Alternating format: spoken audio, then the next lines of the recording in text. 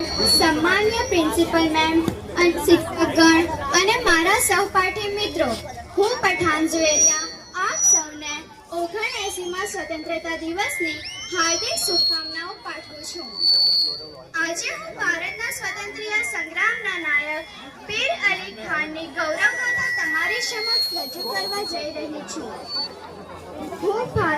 આજે હું ભારતના સ્વતંત્રતા સંગ્રામના એક અજાણ્યા પરંતુ અદ્ભુત નાયક પીર અલી ખાન વિશે વાત કરવા માટે ઊભી છું.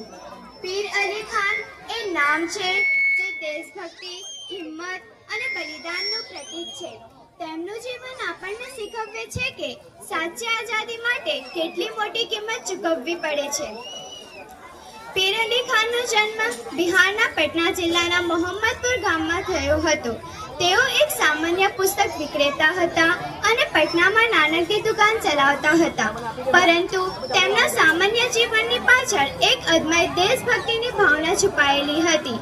1857નો પ્રથમ સ્વતંત્રતા સંગ્રામ, જેને આપણે ગદર તરીકે ઓળખીએ છીએ, તેમાં પીર અલી ખાને મહત્વની ભૂમિકા ભજવી હતી.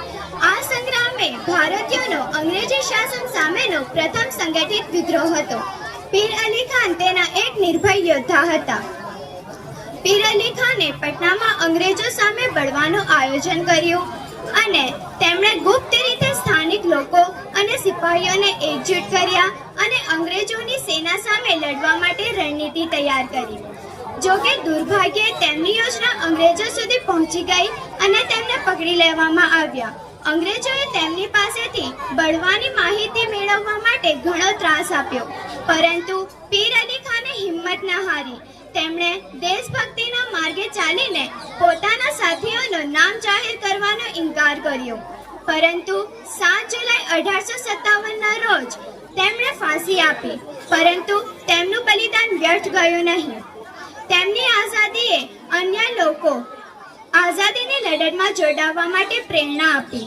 ચાલો આપણે તેમના આદર્શોને અનુસરીએ અને એક એવા ભારતનું નિર્માણ કરીએ જેમાં ન્યાય, સમાનતા અને એકતા હોય.